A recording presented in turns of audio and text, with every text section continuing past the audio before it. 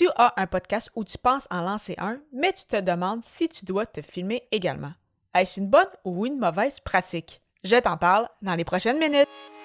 Les médias sociaux en affaires est ton rendez-vous hebdomadaire pour en connaître davantage sur les différents réseaux sociaux et les plateformes de création de contenu dans un contexte d'affaires. Chaque semaine, je répondrai à une question thématique qui te permettra d'appliquer concrètement ces conseils pour ton entreprise.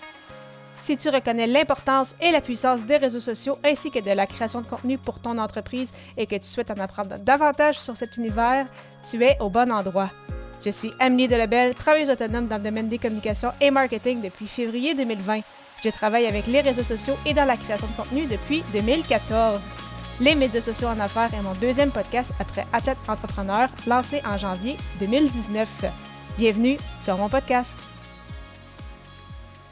Salut et bienvenue sur les médias sociaux en affaires, épisode 272. Alors qu'aujourd'hui, je réponds à la question « Est-ce que ton podcast doit être également vidéo? » Donc, par cette question-là, c'est une question que je me fais souvent poser, c'est « Amé, si je décide de lancer mon podcast, est-ce que je dois obligatoirement en fait me filmer aussi pour justement avoir autant, bien évidemment, du contenu audio, mais également à la vidéo? » Tout d'abord, il faut savoir qu'au départ, un podcast, c'est vraiment un fichier audio qui peut être téléchargé ou écouté immédiatement de partout, ce qui n'est évidemment pas le cas avec la radio. Donc, ça, c'est un petit peu, si je peux dire, le concurrent de la radio, dans le sens que la radio, tu écoutes un post, une fois que l'émission est passée, ça va aller peut-être au lendemain pour poursuivre l'émission, mais un podcast, une fois que tu as téléchargé le fichier, tu peux l'écouter, c'est ça, même sans connexion Internet, tu peux l'écouter de partout au moment de ton choix.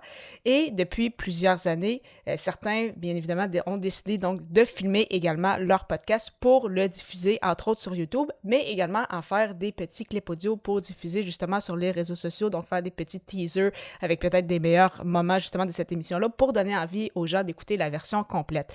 Donc, est-ce que cette façon-là de faire est une bonne idée ou une fausse bonne idée? En fait, c'est certain qu'il y a quand même plusieurs avantages parce que justement, si tu mets ton émission, ton podcast sur YouTube, c'est une plateforme d'écoute supplémentaire où les gens peuvent retrouver ton podcast parce que ce ne sont pas nécessairement toutes les personnes qui vont décider d'aller, par exemple, écouter sur Apple Podcast ou sur Spotify. Il y en a qui ont comme réflexe, un peu comme pour la musique, d'être sur YouTube. Cependant, tu peux quand même être sur YouTube, même sans nécessairement filmer. Donc, tu pourrais mettre juste une image statique, par exemple, et rajouter ton audio. C'est ce que je fais depuis des années. Donc, est-ce que c'est une façon optimale d'utiliser YouTube? Non, mais ça reste que YouTube te réfère quand même. Donc, bien évidemment, ça peut être une autre façon de fonctionner, mais bien évidemment, c'est sûr que quand c'est bien filmé, tu es dans un beau studio, l'image est de qualité, bien c'est sûr que ça donne une autre façon en fait de consommer du podcast. Et comme je l'ai mentionné un peu plus tôt, c'est quand même très utile aussi pour générer des clips audio pour les réseaux sociaux. Donc, essayer justement de créer un peu le buzz, amener les gens à écouter ton épisode complet. Mais ça aide aussi pour justement avoir peut-être plus de portée sur les réseaux sociaux, toucher à une nouvelle audience. Donc, si tu veux le faire, go, vas-y, je te recommande fortement de le faire. Si c'est déjà quelque chose qui te tente, si tu voulais déjà essayer la vidéo et ce n'était pas un frein pour toi, vraiment, go for it, il n'y a aucun souci. Cependant, il faut savoir que ce n'est pas obligatoire, donc c'est ça, comme de mon côté, c'est quelque chose que je ne fais pas encore. Oui, des fois, je me filme un petit peu pour justement faire des petites vidéos d'une quinzaine de secondes pour TikTok et Instagram, pour au niveau de plus promotion, mais sans plus. Donc, vraiment, le plus important, en fait, c'est quand même, si tu décides de te filmer, toujours garder en tête quand même que ça reste un podcast audio, parce que je sais que quand tu te filmes, des fois, il y en a qui ont des fois les mauvais réflexes, donc on voit la caméra, on a peut-être tendance justement à s'adresser plus à la caméra. Des fois, on va utiliser des termes d'une façon qu'on va peut-être pas nécessairement penser, dans le sens que, hey, comme tu peux le voir ici présentement, mais moi, si je te dis ça, l'audio, t'as aucune idée de quoi que je te parle. C'est quoi qu'elle veut me montrer exactement?